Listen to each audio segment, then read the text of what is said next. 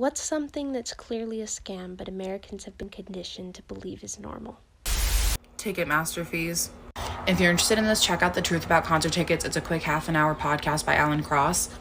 But essentially, the majority of fees come from the venue and the artists' promoters themselves. Ticketmaster is just designed so that people are upset and blame Ticketmaster for gouging them rather than the fact that it's actually the venues and the artists. Those Korean barbecue places that make you cook your own food, because why the hell am I paying you to cook my own food?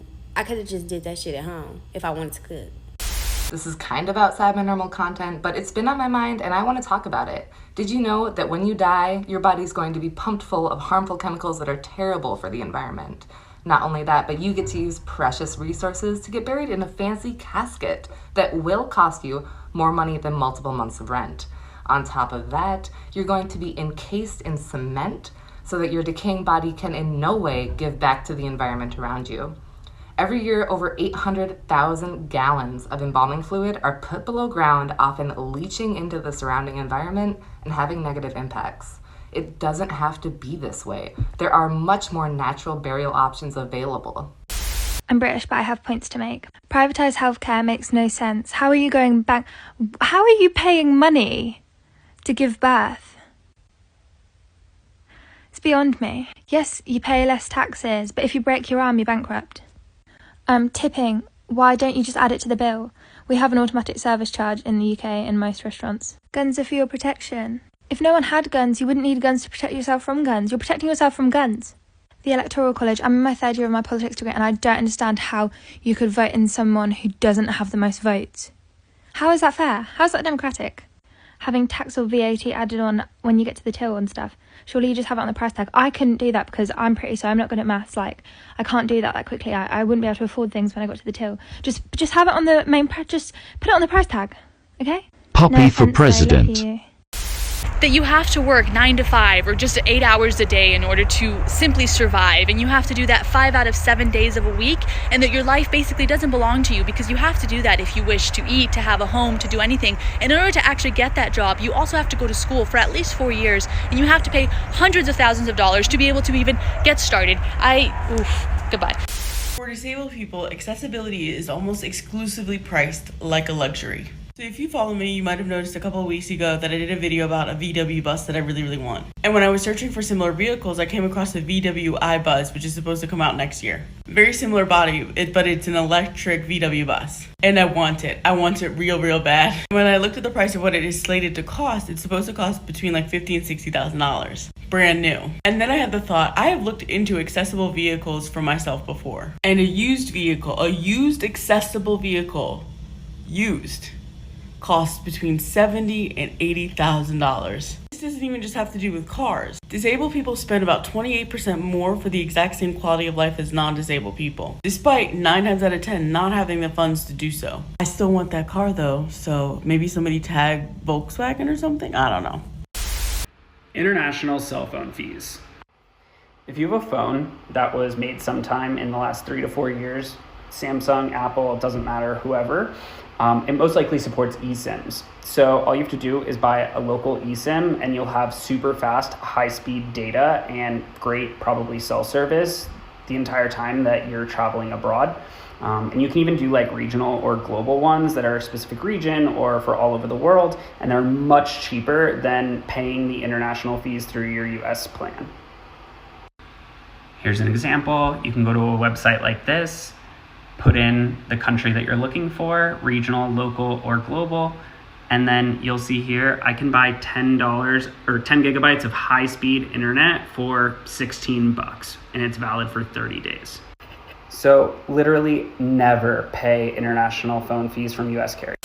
The fact that you can do a million good things for someone until you do one bad thing, and then they say those are your true colors.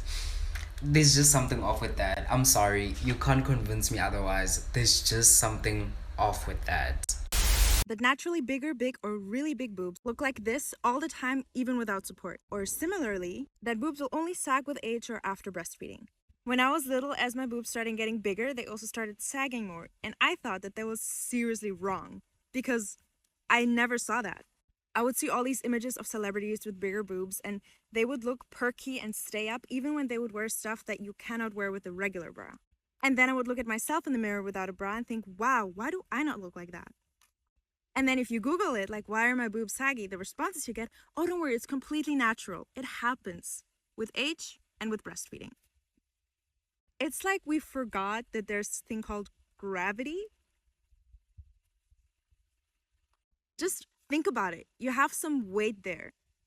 How is that supposed to just stay up like that all the time? It doesn't make any sense. So it doesn't matter what age you are, how big they are. If you've breastfed or not, they can still be saggy, and that's completely normal. I wish people were made more aware of that, because this is one of my biggest insecurities ever to this day.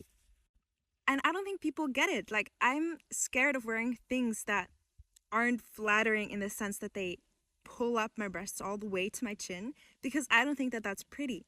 Why? Because society has fed me all of these images of what beautiful is like, especially in regards to larger breasts. When they're perky, when they're full, when they're staying up all the way here, like, that is beautiful. If they're sagging down, no, that's what you want to avoid. So this is just your friendly reminder that boobs can sag regardless of age, size, weight, whatever. It's completely normal, it's completely natural, there's nothing wrong with you, and you're beautiful the way you are. Also, hi, I'm Vanessa, and I create content for people with bigger bitties, and I make sure that my account is a safe space. So I do delete negative comments because I don't want any of that here. We are on a self-love journey, and I don't want anything interrupting that. You should follow for more if you feel like it. Having a good social life in the UK that doesn't revolve around alcohol. So I'm a recovering alcoholic. I've been sober for 4 years, and my social life is pretty much completely fallen off because I can't cope with being around alcohol, and that is what people do socially in the UK. It is literally the only drug we have to justify not using, and I cannot tell you how many times I've said no to a drink with people that don't know my situation, and they've pushed me to try and get me to have a drink, and I've had to be like, no, I'm an alcoholic, like, I literally can't have a drink. And then it starts with, oh, I'm actually a bit of an alcoholic too, ha ha ha, like, pass me the bottle. Just, if someone says they're like not drinking tonight, literally just offer them a lemonade and move the fuck on. The fact that when you're in an airport or a hotel or anything similar to that, any regular store, for example, like a Starbucks, costs so much fucking more than it normally does if you just got it outside of those locations. For example, I was staying at a hotel this past week and I went down to the lobby to the Starbucks to get my normal Starbucks order. Normally, the coffee that I get when I go to my normal Starbucks costs around $5 and change. Tell me why the same exact coffee when I got it at the hotel costs me $9 fucking. I just find it to be such a big scam for places to charge you more because they know they have you. They have you locked in the hotel. They have you locked in the airport gates. It's fucking stupid. And guess what? We continue to pay the money because we have no other choice. All of this anti-aging bullshit, all of it, it's a load of cobblers. If you look after your skin, wear a bit of sunscreen, drink, well, not lots of water, but you know what I mean. Look after yourself. Your skin will look better. You will look kind of better, you know, because we know that if you drink like a fish and smoke like a chimney, you're going to look quite haggard because your body won't be terribly healthy. None of it's going to make you look younger again. And why would you want to look younger? We are all, every single person on this planet, even newborn babies, are getting older at exactly the same rate.